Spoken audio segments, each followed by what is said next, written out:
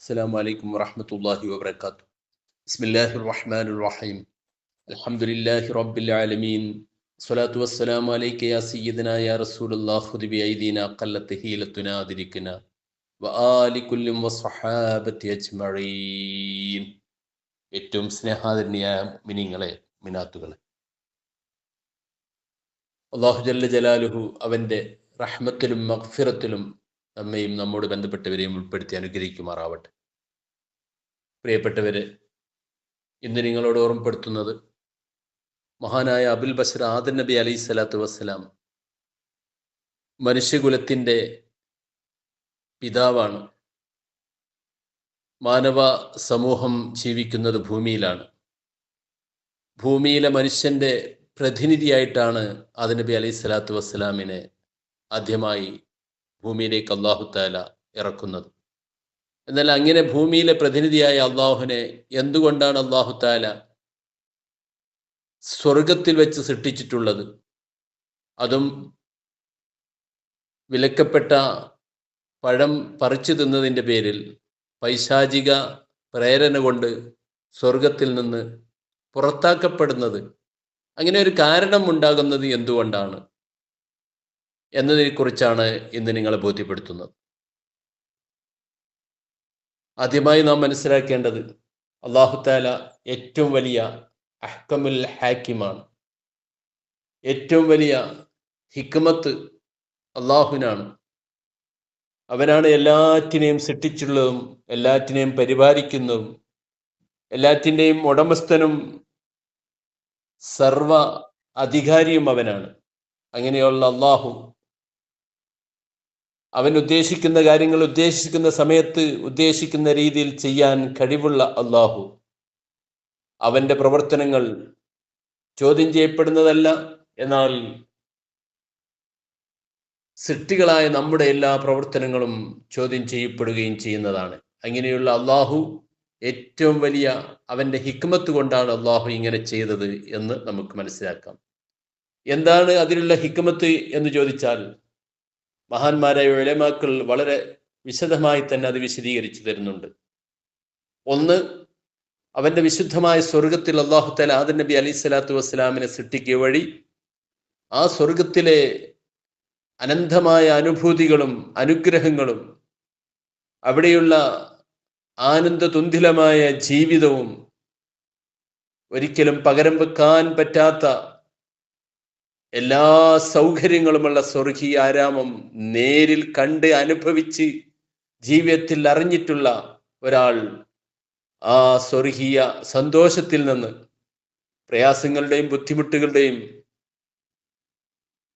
എല്ലാ മാനസികമായ സർവവിധ പ്രലോഭനങ്ങളുടെയും പ്രകോപനങ്ങളുടെയും തെറ്റിൻ്റെയും ലോകത്തേക്ക് വരുമ്പോൾ തീർച്ചയായിട്ടും ബുദ്ധിയുള്ള ഒരു മനുഷ്യനെ സംബന്ധിച്ചിടത്തോളം ഈ അനുഗ്രഹീത ലോകത്തേക്ക് തിരിച്ചു പോകണം എന്നുള്ള ചിന്ത മനസ്സിൽ അമ്മാനമാടിക്കൊണ്ടിരിക്കണം.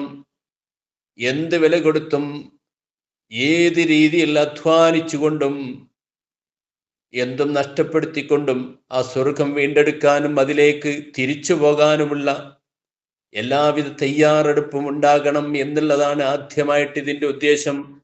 അത് ആദം നബി അലൈഹി സ്വലാത്തു വസ്സലാം തൻ്റെ മക്കൾക്കും പരമ്പരകളിലൂടെയും പകർന്നു കൊടുക്കുകയും അതവര് മനസ്സിലാക്കിയ സ്വർഗത്തിലേക്ക്, തറവാടാകുന്ന സ്വർഗത്തിലേക്ക് തിരിച്ചു പോകാൻ അതിനുവേണ്ടി പ്രവർത്തിക്കുന്നു എന്നുള്ളതാണ്.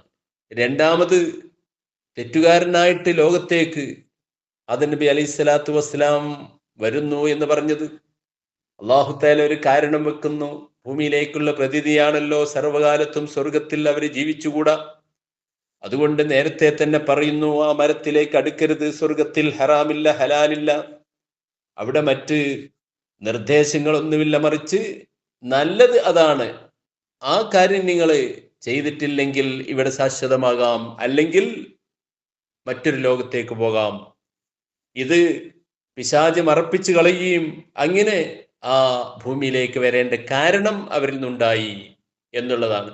പക്ഷെ ഈ കാരണക്കാരൻ, ആ സ്വർഗീയ ലോകത്ത് സന്തോഷത്തോടുകൂടി ജീവിക്കുന്ന ആ ജീവിതം ഇല്ലായ്മ ചെയ്തിട്ടുള്ള കാരണക്കാരൻ പിശാചാണെന്നുള്ളത് കൊണ്ട് ഈ രണ്ട് കാരണവും വളരെ വ്യക്തമായി തന്നെ മനസ്സിലാക്കുകയും ഇനി ഒരിക്കലും ആ കാരണമില്ലാത്ത വിധം തൻ്റെ ആ സന്താന പരമ്പരകളിലൂടെ അത് നിലനിർത്തുക എന്നുള്ളതാണ് അതിനുള്ള മറ്റൊരു കാരണം.